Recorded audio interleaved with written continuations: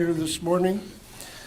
These are organized by the Governmental Affairs Committee of the Huron Chamber. Refreshments are provided by AARP and the South Dakota Farmers Union and the Chamber. Want to welcome our legislators here, Senator Wheeler and Representatives Greenfield and Van Diepen. Recognize the media, the Huron Plainsman, and Performance Radio, and we thank them for participating in this forum. This can be viewed on YouTube under the Huron South Dakota YouTube channel. For others that are not here this morning, you might want to tell them.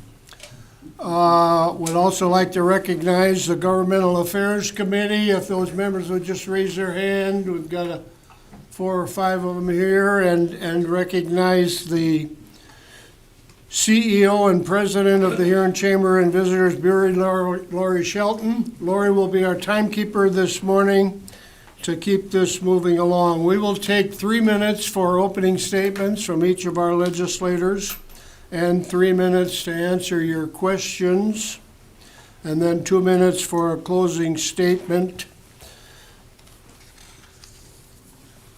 I want to just go over the ground rules quickly as adopted by my committee.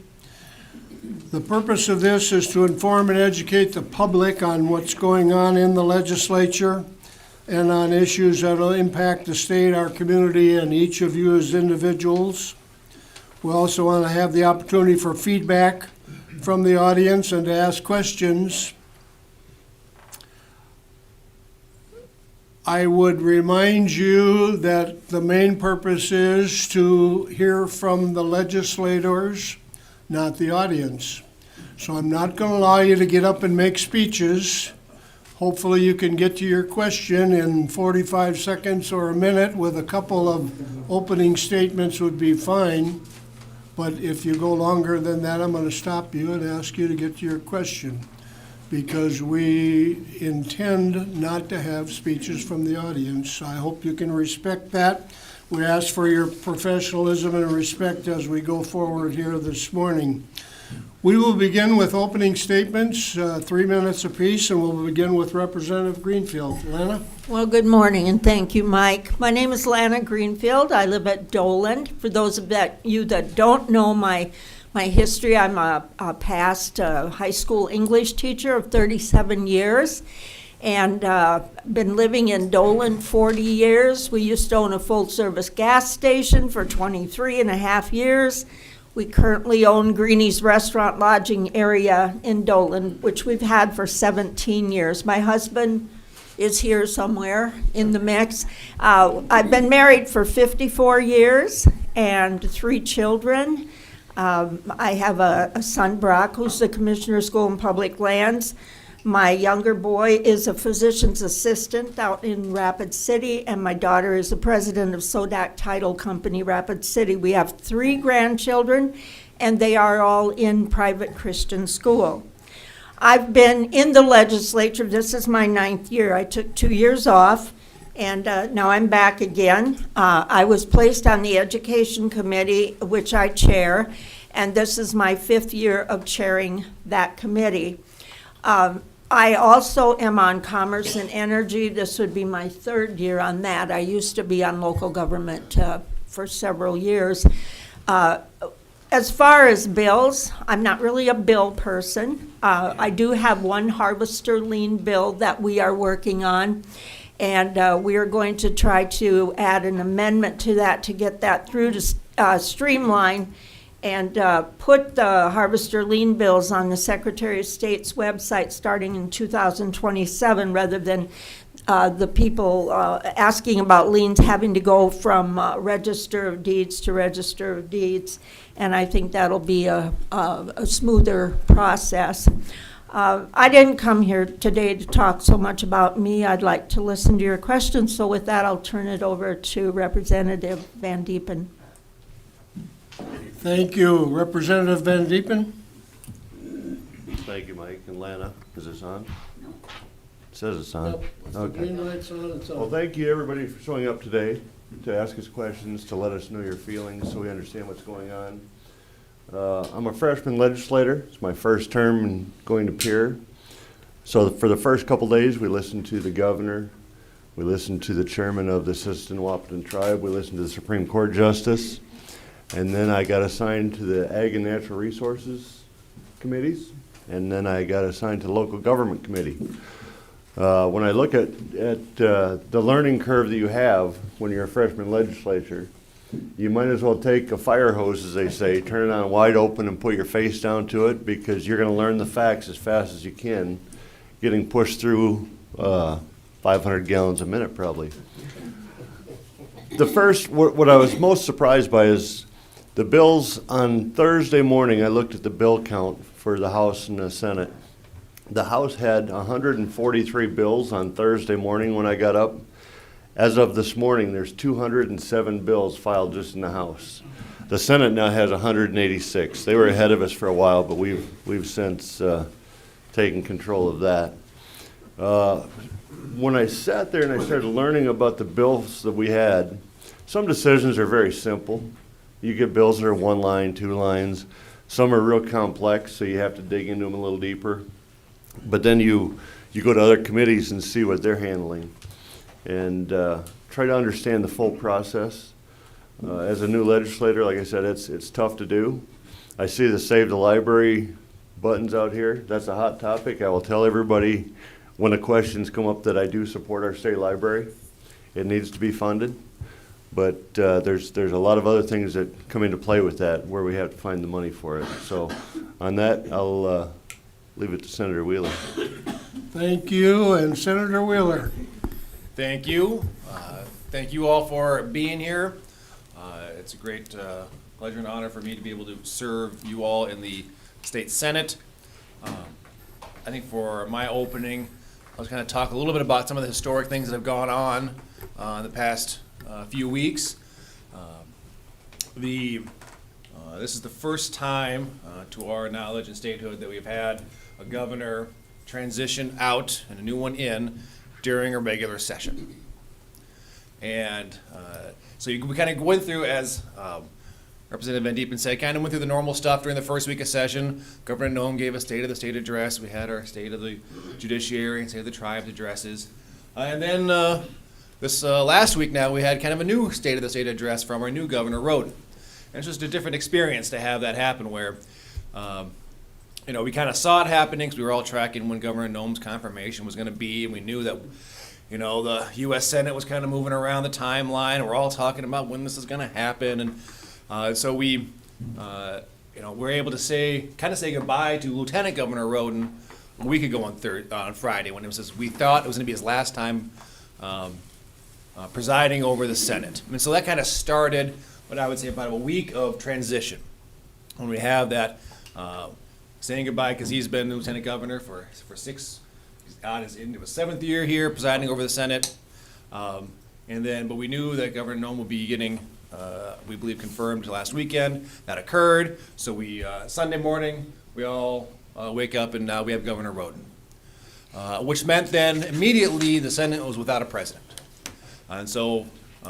We took some time. Our President Pro Tem presided for the week while we went through the process of transition, where Governor Roden addressed a joint session of the legislature on Tuesday. He kind of laid out his vision for where he wants to proceed with the session.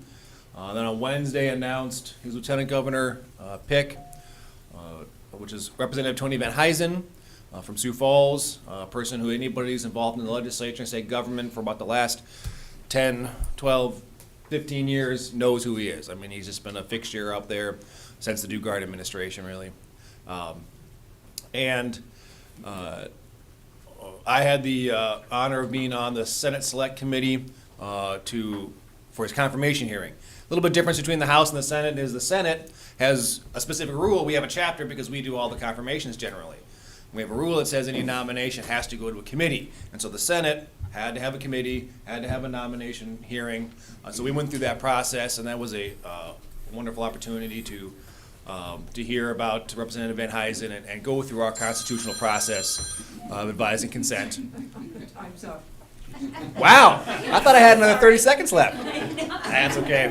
I'm going to keep talking because I don't think he'll cut me off. But we, because this is the lieutenant governor nomination is the one nomination that requires both the House and the Senate to consent. And so we had our hearing on Wednesday, and then on Thursday, both floors had a resolution that we passed unanimously. And then now Lieutenant Governor Van Huysen was sworn in on the Senate floor in the middle of our day. So he took over the reins and took over the gavel and finished out our calendar on Thursday. So there's a lot of transition in the last week in state government out in Pierre. Very historic opportunity. Like I said, in the past when this has happened, it's usually been a special session. The governor, died with Governor Mickelson, or Governor Knipe was resigned and became an ambassador. Kind of in the middle of the year, and those things transition. But this is an opportunity for us to take a little longer pause with it and do our process correctly. So it was just great to be part of that historic transition. So I'll be looking forward to your questions now, and we can get back to the bills that we're all. Thank you, Senator. We are ready for questions. We ask that you come to the podium. The main reason is that there's a microphone in the ceiling, and we can pick it up for the video that we're recording. State your name and where you live. And then, as I said, I will remind you that we're interested in your questions. You can also ask for a postcard and a pen. We have them over here, and you can send your question up here or write it on a note card, and we'll take them that way. Who would like to come to the podium and ask the first question? Yes, ma'am. Come on forward. Looks like you brought lots of material. Yep. My name is Michelle Bennett. I am a patron of the Huron Library, and that's what I want to talk about today, is the library. Specifically with the law that is, I believe, going before Education Committee on Tuesday. There's, not Tuesday? Okay. Well, we'll find out when it is. There are three specific sections of the bill that I want you to comment on. One is that it shall provide library service to the legislature to the personnel of state government. I used to work for state government, so I understand and use the state library resources. The second section is section 8, that it shall maintain appropriate collections of library materials to supplement the collections of other libraries in the state and then to meet the research needs. Many of our libraries in our state are with our schools, and they're very small, and they can't, if they don't have access to the materials of the state library, that can impact it. And the third one is section 9, and that's about a networking system whereby the resources of libraries in state are made available to all the citizens of the state. Thank you. This is my interlibrary loan. So I would like to know specifically on those three sections and the whole bill, where do you stand on repealing the library? That's my question. Repealing the functions of the library and cutting the budget. Thank you. And we will address questions, unless they're specifically targeted to you, we'll address questions on a voluntary basis. The three of you decide who wants to go first. Mr. And it looks Hill? like Mr. Hill, Mrs. I have Ma'am. something to follow up on Michelle's. I'm also with the library, so if I could just ask at the same time. We'll take her question. If we have time for your questions or additions, we'll take them next. Thank you. Thank you for those questions and comments. As I said in my opening, I was a high school English teacher, and I just relied on the state library a lot for the interlibrary loans. And I think the process might have been a little bit smoother then, because the state library at that time was stocked with so many books. And so a lot of times they didn't have to reach out to other schools or other places and sources to get them. And now they do, because the state library has reduced itself down to probably one long shelf, and that's it. And most of the stuff has gone to technology. But I do agree with you that I think our state library has done a good job of providing the resources that are needed and wanted by the patrons of each district. And I think that should continue. I have no appetite whatsoever in cutting the library funding. And I don't know why it ever was brought up in the first place. Because the library is something that young children use and adults use, everybody of all ages. For a small community, as you mentioned, it's a focal point. It's a meeting point. In our library, they do a lot of activities and things for both young and older people. So I would say that, just keep contacting people and telling them that you're not interested in fund cutting. And I know that I've had some Dolan people out there meeting with Senate committee so that the Senate knows how they feel as well. Thank you. Thank you. Yeah. Well, I kind of echo what Lana said. As representatives, we talk on a daily basis. We're out on the floor and in committees. But the state library is something that I'm passionate about because I've met with people in town. I've gotten postcards and letters from Dolan, Redfield, and this doesn't affect just a few people. There are other bills that affect 1,000 people or 500 people. This affects hundreds of thousands of people statewide. And if we can't find what it looked like on the budget sheet was $1.3 million in state money and $1.3 million in federal match money, if we can't find that, then we're failing the people of South Dakota. The state library is something that benefits everybody from 2-year-olds to someone that could be 100 years old. And to take away a program that is funded right now, that benefits so many people in the state, then we fail the people that we work for. Thank you.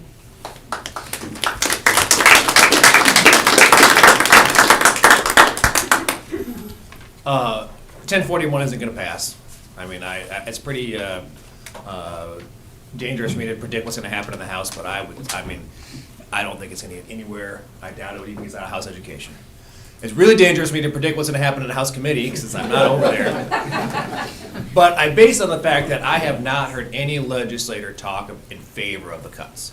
Every legislator that we hear from, that I talk to, is hearing the same message. We don't want to have the cuts. We want to figure out how to save this. I would say it is probably the top priority in terms of cuts to be restored. And so I wish I could guarantee you what the budget's going to be, but that doesn't get settled till the last 2 weeks of session. But I would be highly surprised and would fight vigorously against any cut to the state library. So I wish I could give you a reassurance that it's not going to happen, but all best I can tell you is that everybody that I talk to, both sides of Republicans and Democrats, and all within the different shades of the Republican caucus, talk about the fact that people want to save the library. Thank you. Thank you. You're right. Do we have you want to talk about the library? I'm going to first ask if there's somebody else has a different question in the interest of a variety of questions here this morning, ma'am. If there isn't, yes, there is. I see a hand back here. Hopefully that's fair. Morning, Gary Kaufman from Huron, and this is really directed towards the representatives Greenfield and Van Deep, and specifically Representative Greenfield. I indicated to you before this began that I'd be asking a question about 1054, and that's the chaplain in schools bill. And I see where you were a co-sponsor on that, and of course I'd be interested in your reasoning, and then I have several specific questions. One, the phrase religious affiliation, okay? What does that mean? Is there a church of Satan? I mean, I honestly don't know, but if there is that a religious affiliation where there could be a volunteer chaplain within a public school setting? Second question is, within the bill, it says somebody who is an applicant has to go through a criminal background check, and there's automatic disqualifying reasons. My question is, if the district has a policy that's required by this bill, can a district use discretion and say no to an applicant even if they don't have an automatic disqualifying reason? And the other and last question is, there's an amendment, it hasn't been added yet, but presumably will be tomorrow. It used to be individual to volunteer, and the amendment is or be employed. Is that an outside employee? Or does that also, to me, as an attorney, indicate that in school systems, you have teachers, certified educators, doing other activities? I am sorry, it is, It's not my time. I Okay. am, no. Okay, I thought it was my phone. No, I am not they- doing very good could- today. Could a school employee under this bill then have an extra duty role as a contract employee as a chaplain? And so several questions just within the structure of the bill itself. Thank you very much. Thank you, Lana. You want to start? Yeah, thanks for the questions. As far as the Church of Satan, I suppose there might be one out there. I'm not affiliated or know much about that. But that's the thing. And I think Mr. Kaufman pointed out something very important here. Because when we get into a bill, we don't always see the ramifications of it on down the road. Because many times people are there to beat the system and, try to get away with something, say, see, your bill didn't work because this is what happened. So, yeah, could be. Background check, I don't know. Let me encompass just about everything that you were asking. This is strictly for a school to decide to set up a policy or not. Now, I was a co-sponsor, and I'll tell you why. And I will tell this on the floor if it comes to that. There was, when I was teaching, the principal came to my study hall door about the third period of the morning, and he said, so-and-so, junior in high school, committed suicide this morning. But he said, don't tell any of the kids yet. We're waiting for outside counselors to come from Sioux Falls. I'm like, what? So I talked to my husband, who was also a teacher, and my husband demanded that they get the clergy, the local clergy there immediately, because our kids were on senior privileges at that time, and we knew that they were going to go downtown and they were going to hear this, and they were going to go bonkers, and they'd be scattered out all over. So that's one of the reasons why I signed on to the bill, Gary, because I speak from, personal experience. As far as the legalities, I think that you've got some good questions there about the amendment or be employed. I'm not certain. By the way, I get all the tough bills in my committee. So this one will be no exception. It will be heard on Monday. And I'm sure that there will be pros and cons. And I can visit with the representative that's bringing forth the bill, Representative Northstrup, and have him consider a couple of these things. That doesn't really answer your question, but those are things to consider, for legal reasons. But again, this is something that the school may want to set up or may not want to set up. Thank you. Can I just follow up, though, with all due respect, or it says, Jerry? the school district shall implement a policy, and just so. Yeah, Okay. that shall. Okay. Mhm. And you're exactly right, Gary. That's what I just looked at. The problem I would have with this bill is making every school district do this. When it says shall or must, with my law enforcement background, it meant you will be doing this. I think this is something that a school district needs to take upon themselves instead of the state stepping in and forcing someone to do this. The other part that I wrote down when you were going through this is, can they deny people to do this based on any reason? What I'm looking at is when it says apply, you can apply for any job you want. You go in an interview, they might not like you, but that's a school board decision if they want to hire you or not. Not just these three facts, but it could be from their past, stuff that doesn't show up in a criminal history, other things they've done. So I think that we need to stop forcing school districts to do things. We have good school boards. Let them decide what needs to be done for the school district, what's right and wrong. If they get into a legal issue, then they're going to have to defend what they're doing. It shouldn't be up to the state legislature to push this onto the people. Let the school districts run the school districts, and the state legislature deal with bigger problems. Senator? This is a House bill, so I haven't spent a lot of time looking at it. Wait to see if it gets over there. I would say I do share the concern that it does say shall implement a policy that authorizes an individual to volunteer. And so what is that gonna mean? You know, the school does get to set the standards and the minimum qualifications and but it still requires them to have a process to volunteer. I'm not really thrilled with that idea, to require that kind of policy. And it just really does seem like kind of an excessive entanglement between church and state when you have school chaplains that are, I don't know, authorized by the school district. It just seems kind of out of place, I think, to be doing that. Chaplains are, we have chaplains in church, in your home, and your family can identify who those people are.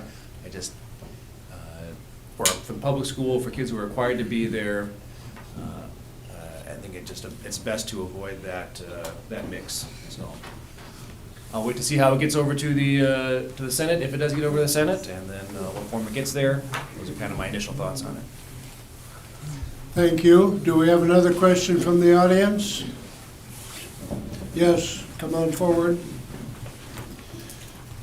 Tim Van Berkom from Huron. Doesn't sound like the school vouchers are totally dead yet, so I guess I'd just like your position on school vouchers. Thank you. This is Landon, but I'll start with you. Okay, go ahead, Kevin. All right, so I'm not on House Ed, but I've been at both hearings that they had on school vouchers. And my concern is we're not taking care of our local school districts already. We're doing the best we can with the state funding.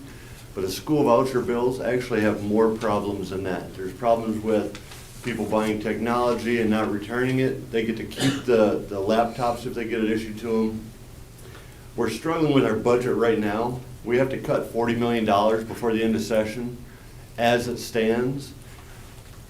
House Bill 1009 would have added $157.5 million to the state deficit. So we then would have had to have cut almost $200 million. House Bill 1020 that just came through would have added anywhere from $0 to $64 million. So we're struggling to give our teachers the pay raises they need. And this year we proposed 1.25%, which is a very small amount, but then we're going to add an even bigger deficit, so then we're going to have to cut somewhere else. I don't think that school vouchers are good, but I have heard that they're trying to bring them back. The two bills that were in Representative Greenfield's hearing were put to the 41st day, but I don't think that they're done for the year. I think they're going to come back and try to push them onto us on the floor, and at that point then I'll get to step in and give my opinion as to why it shouldn't pass. I think we need to take care of our public schools first, and on a year that we have extra funding, which we don't have this year, then maybe we can look at a process to help out some of these private schools. James Valley Christian was for it, and I understand that they're trying to help out people to go to their school. The micro schools, they want to support them, but I just struggle with, on a tough year, that we're going to start a new program to add a deficit to our state budget, and we need to support our schools.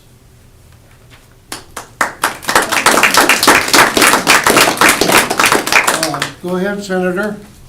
Sure. I've not been a fan of the ESAs. I think that with public dollars going to come public accountability, and I haven't seen that in these bills so far. What are you doing with those dollars? Not just what are you going to buy, but are they going to be used actually for education? And are you producing results with that money? Because school districts have to produce results and show test results, stuff like that. They get published widely, and so that's why I would like to see, if something like this were to pass, there needs to be some accountability. I definitely have concerns about the funding and the large dollar amounts that were tied to some of the previous bills. I agree that this issue isn't dead. It's not going to be dead till the end of session. This is a major issue this session. It's gonna. I've already been told there's going to be some Senate bills dropped this week. The first bill deadline was on Friday, Thursday. Thank you, Thursday. For unlimited bill introduction, the last deadline is Wednesday for individuals. I've already been told, I know there's going to be at least one or two bills on the Senate side now introduced on the same subject, but even with that, there'll be attempts towards the end of session. I'm sure with vehicle bills or hog houses or something, just try and keep the issue alive all the way through the end. I so far haven't had to, vote on anything yet, but just know that I'm not in favor of those, and I agree that we need to focus on funding public schools. I have in the past supported the private schools through the Partners in Education program, and there's been a couple of bills to increase the funding for that, which is a tax credit program, so the money doesn't come through the state. And so I've had a little less concern about that, and I think that's a more appropriate way to address some of their concerns without using state dollars that should be going to fund public education. Well, where do I start? I think there's a history, there's a narrative out there that really is damaging to the public schools. They look at the test scores, and the public schools seem to be falling down in performance, and all the blame seems to go on the teachers and administrators, but I don't think that that's necessarily the case. When this bill came to my committee, I asked a lot of questions. First of all, they had 3 lanes in the bill. You could go to private school, you could go to public school, or you could be homeschooled. The homeschoolers didn't want anything to do with the bill. The bona fide fair South Dakota, they called themselves homeschoolers, didn't want anything to do with the bill.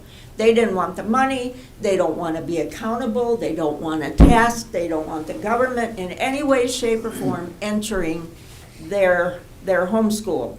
So, in order to get them appeased, they added a 4th lane, which would give money to the private schools and the homeschools, but the homeschools had to have acceptable programs that they would have to go through the Secretary of Education for in order to get these online programs. They would have to have supposedly all of their supplies and everything okay. But in committee, and Representative Van Diepen was there, the supplies were, when the question was asked, we got no idea if they were be handed out 3 tablets and 2 erasers or what. The Secretary of Ed couldn't answer that.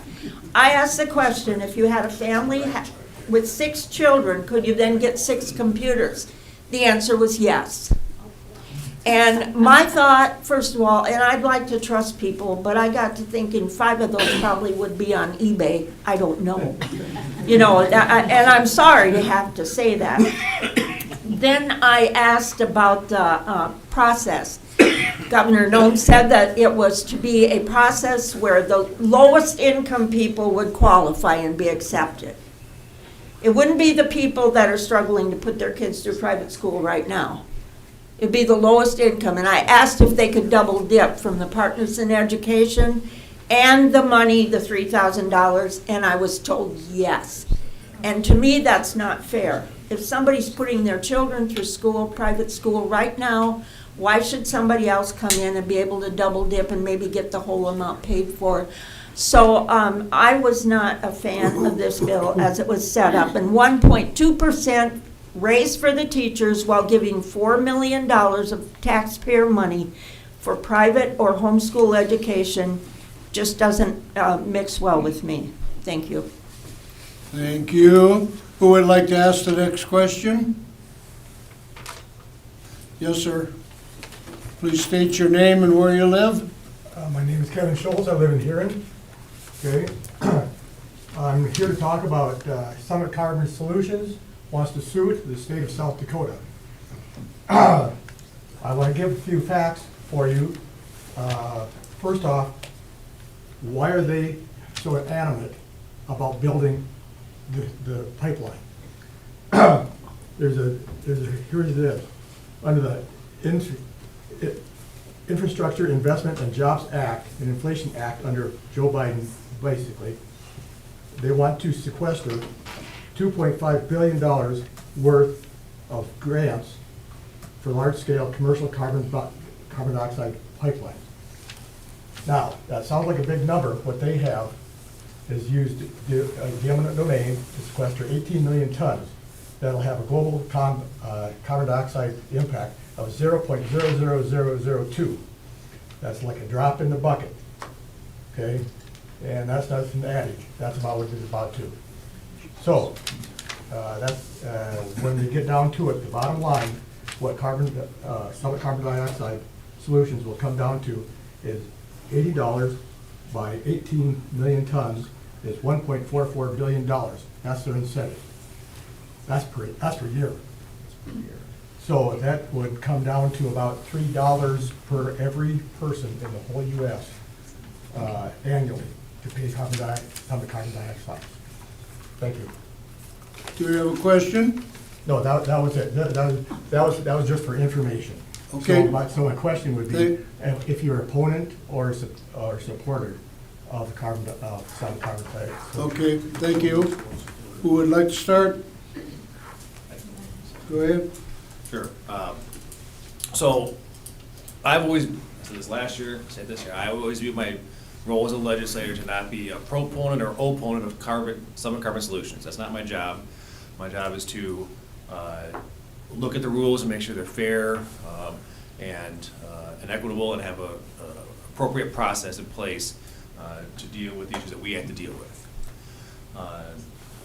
I voted for 201 last year, and that was obviously a pretty contentious issue because I thought it was a fair way of trying to balance out some of the regulatory issues involved with that pipeline.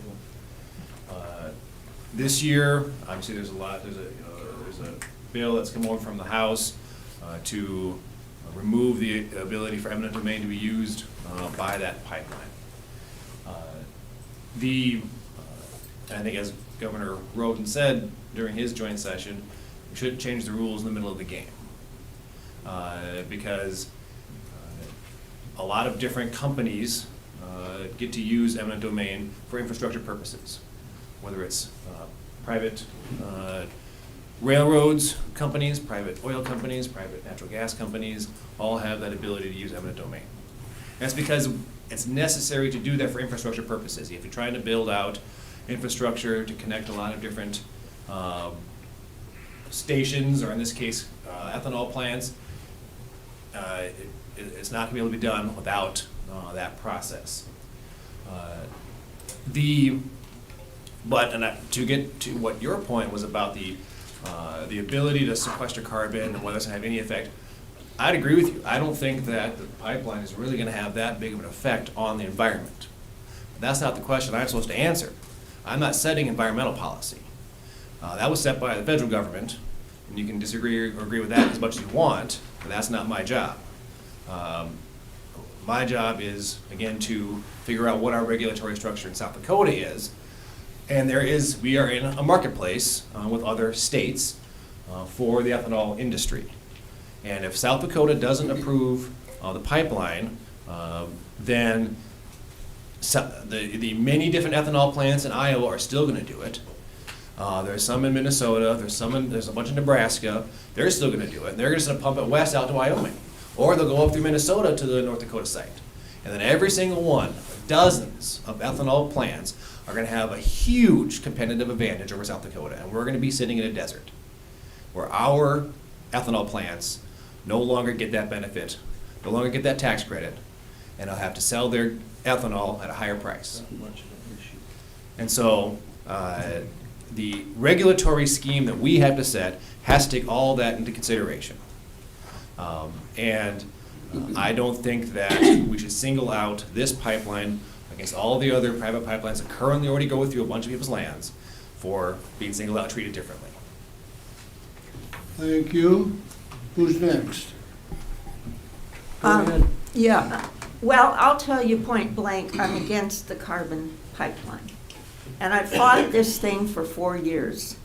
I've learned more than I've ever wanted to know about pipelines. They are not common carriers, as our state Supreme Court said. They were started by a private company, and of course, they went and started talking to all our county commissioners, because you know that when you want something to pass, you need buy-in. Like 2016, the teacher bill. That was just to pass the half-penny sales tax. This is a Green New Deal. As was stated, you know, that 0.002%, what's that going to help anybody?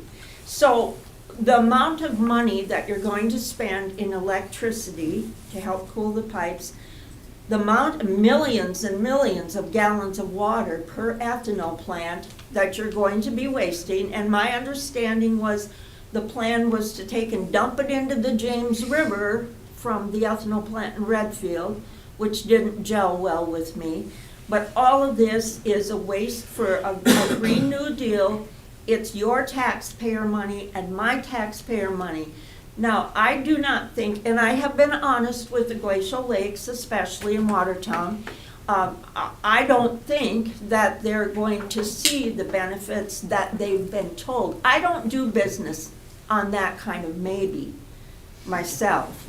And they've been told that they're gonna get 45Q tax credits for this per bushel of the corn. But I don't believe that's true. I think they're gonna get double dealt just like a lot of people did.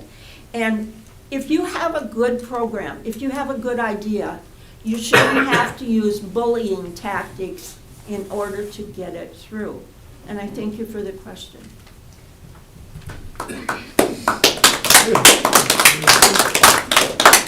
So on House Bill 1052, I voted no on that, the eminent domain bill, and there's a lot of reasons why. First of all, it says notwithstanding the provisions of any other law.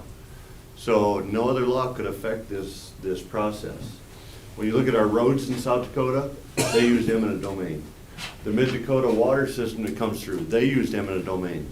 Not on everyone. The big theory is that they're gonna take everybody's land from start to finish. They're not gonna do that. Eminent domain is usually used for anywhere from 1 to 10% of the people. When you asked about carbon pipelines, most people don't know there's over 5,000 miles of carbon pipeline in the United States right now. They all want to say that the carbon pipelines are dangerous. Satartia, Mississippi is the one that everybody uses. No one wants to see anybody get sick or injured.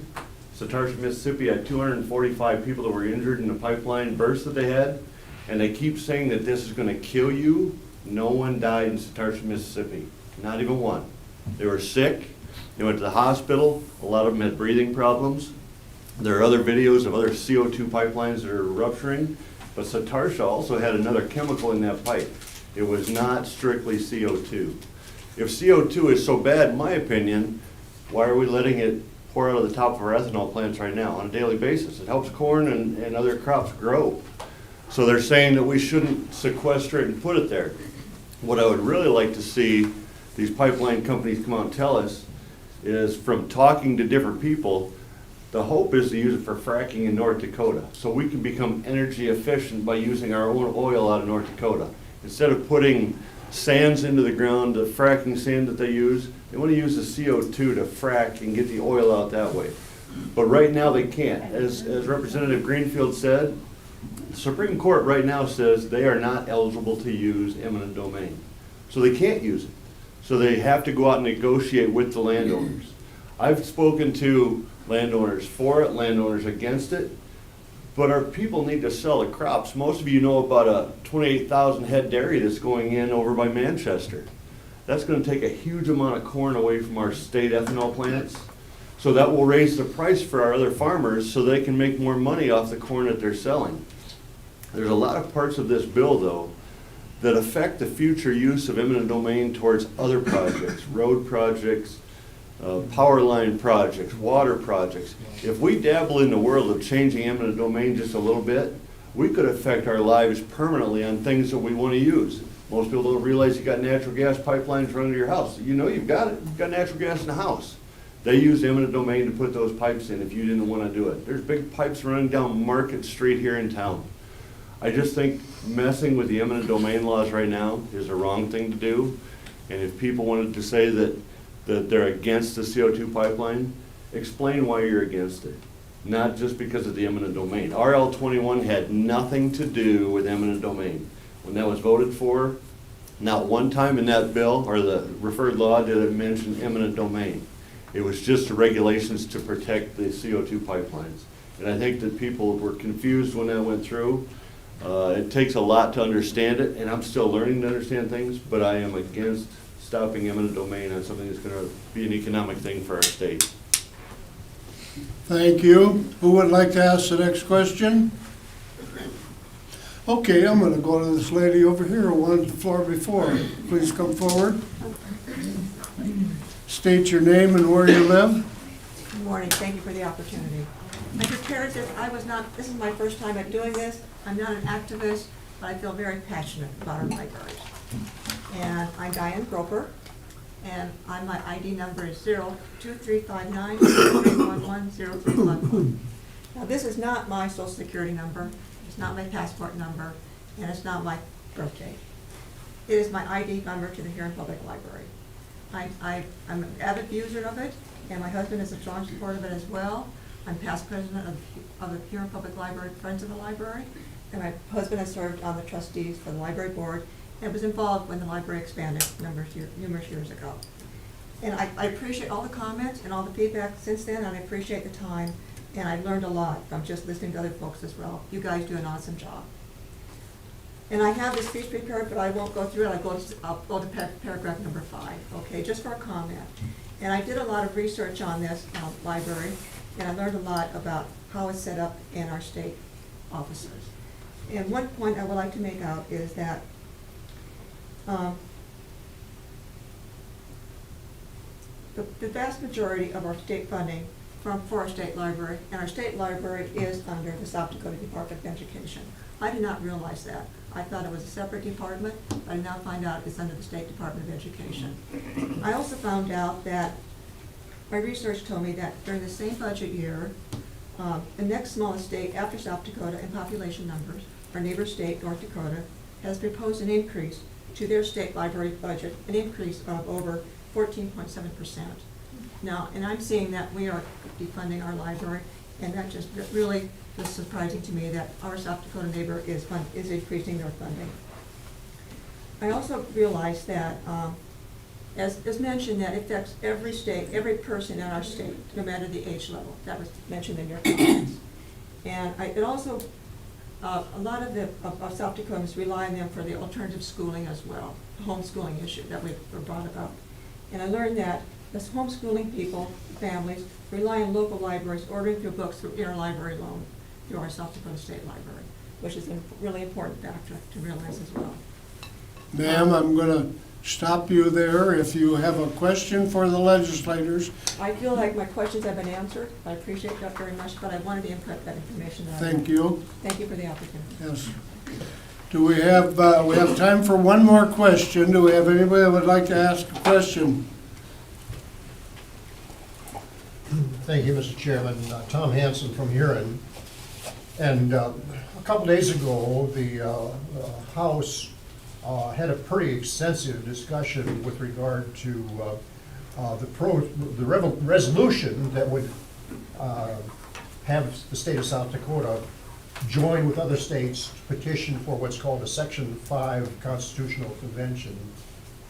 And the bill was introduced, or the resolution was brought forward by Representative Rayfield from Sioux Falls. It was an interesting debate, as extensive as you would ever expect to hear. But what I'm wondering is, I can't imagine that Representative Rayfield woke up one morning and says, "Oh, this is an idea that we should vote on." So who's promoting it? Oh, mainly, what lobbyists, what entities have brought the issue forward to you to think that this is a good thing for us to do? Thank you. Kevin, you want to start? Well, thank you, Tom. This actually, from the conversation I had, is a group called U.S. Term Limits. The floor the other day when we had the comment section lasted approximately an hour, I think, on this one topic. Lots of comments. I voted for it. The reason I voted for it is I'm trying to get the message. You know, in South Dakota we have term limits where you can't stay in your same seat. So what the final discussion was is we're trying to send a message to Washington, D.C. that they should follow the term limits there too.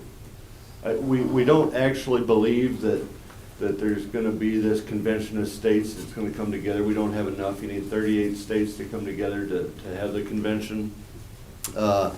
We don't believe it'll get to that. We're just trying to send a message to Washington DC so that we don't have people there for 30 or 40 years. We need fresh ideas in the US Congress, just like we do in state Congress or state legislature. So US term limits would answer your question. That's the main push. And I have not personally met with them. I've researched most of it on my own, talked to a few other legislators, but that's why I voted to support this, is we need to make sure that we don't have people sitting in seats in Washington DC for that many years. We need new ideas in there, just like we do in the state legislature. Go ahead. Thanks for the question, Tom. I voted in favor of it. I didn't sign on to it, but I felt like I was caught like a rat in a trap because, you know, you vote against it. Then what you're saying is, I don't think there should be any term limits in Congress, in which case, are they gonna go and get the Senator Schmig from the nursing home and haul him there so he can vote, you know? And I don't believe in the Article 5 convention, and I won't vote for the Article 5 convention, but the term limit, the word term limits caught my attention, and I thought, okay, this might be a wake-up call that we need term limits in Washington DC, and this is a chance maybe to get them. But you know, and I know, you're well seasoned, you've been well seasoned out through the legislature, that other states could go to this Article 5 convention, and by the time good old South Dakota gets there, they might say, oh, we switched it up, we're not gonna talk about that. This is what we're gonna deal with here. So I don't have a lot of trust in the Article 5 convention, but term limits, my statement is yes, I think there should be term limits. People go into Washington DC with $10,000 in their pocket, and pretty soon they're multimillionaires. There's something wrong there, terribly wrong. Thank you. Senator? Thank you. I think the direct answer to the question was, yeah, U.S. Term Limits is a national organization promoting this particular issue. You know, the Article 5 process is based upon the U.S. Constitution, which says there's two ways to amend our federal Constitution. One is Congress has to propose an amendment, or the second is that the states have to apply to have a convention. So if Congress isn't getting the job done, then the only other way is for the states to do this. Well, the only way to do that is to really have a national organization that's going to go around and promote this from state to state. You got to get 2/3 of the states to all agree to do this thing. I think that's really hard. I think it's probably unlikely to actually happen. But I signed on as a co-sponsor for this particular resolution because I think that term limits is a good discussion to have. I am generally skeptical because of term limits, because they take away power from the legislative branch and give it to the executive and bureaucrats. But I know it's an important topic, and I think there is value in having that conversation because there can be some value, as Lana said, Representative Greenfield said, that sometimes people do get out there and stay out there too long. So I'm willing to have that conversation. That's really what this is about. And so we're willing to have a conversation. We're willing to talk about it. Are we going to force Congress to even talk about the issue? And maybe as a country want to impose some version of term limits. So that's why I jumped onto it, and I think that it's a worthy discussion for us to have.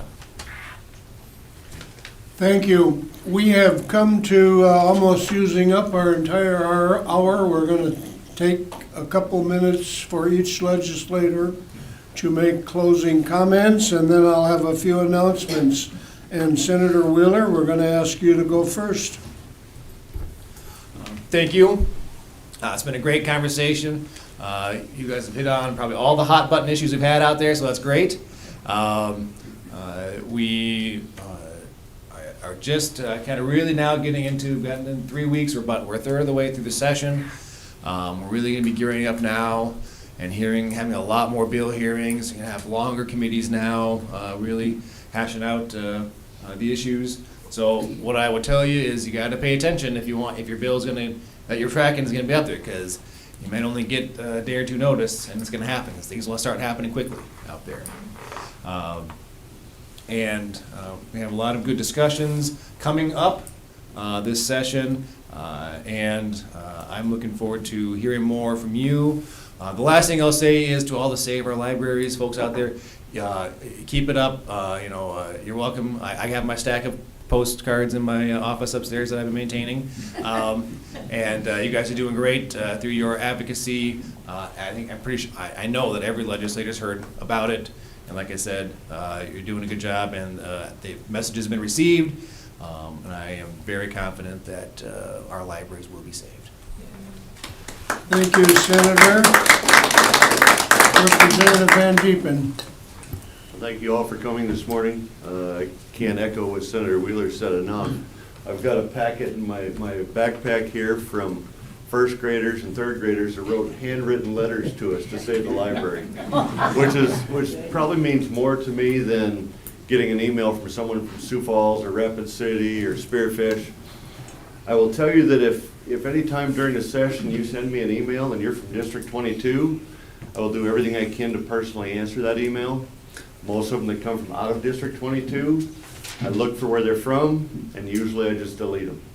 I represent District 22. I don't represent people from District 13 in Sioux Falls. We make decisions that affect the entire state, but I work for the people of District 22. So if you send me a message, I see it's from our district, I will definitely read it, and I will try to answer every one. But last week I had 300 emails to go through, so it gets a little overwhelming. But if you need to, my email address is listed on the state site. Send me a message, and I will get to it. Usually at the end of the day, I try to go through all my emails. I just appreciate all the input from the people from our district, and hope we can do the best work for everybody in here. Thank you, and Representative Greenfield. Well, thank you. If you were watching public TV the other day, you know that I had a birthday, or that day would have been my birthday should I have had any more. But then what happened, Representative Tony Van Huysen had to one-up me, and he had to be sworn in that day, taking all the limelight off me. So I'm going to one-up you guys. I think I have enough of those postcards to maybe wallpaper my entire living room. I really do. There might be some left over. On a serious note, though, it doesn't, to me, you got to look at things. You got to play the devil's advocate. You got to have critical thinking skills out there. Again, what are the unintended consequences? To me, it makes little sense to set aside $4 million for a different type of hypothetical education with hypothetical success, and yet turn around and say we're going to cut $9 million from the budget in the colleges for their maintenance and repair. We're going to cut the funding at the state library level. We're going to cut public broadcast, some of the educational things. It doesn't make any sense, folks. And these are the things that we need to sift and sort through as we go out there as your citizen legislators. Nothing more, nothing less. I appreciate you being here today. I appreciated your questions, appreciate your attention, and all of the respect that you have given us. And thank you for the coffee and the treats. And look forward to coming to the next Cracker Barrel. Thank you. Thank you. Let's show our appreciation for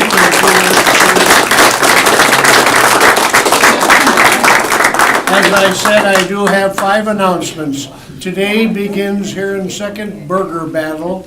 There are 10 establishments in this town that are participating, and it runs for the month of February.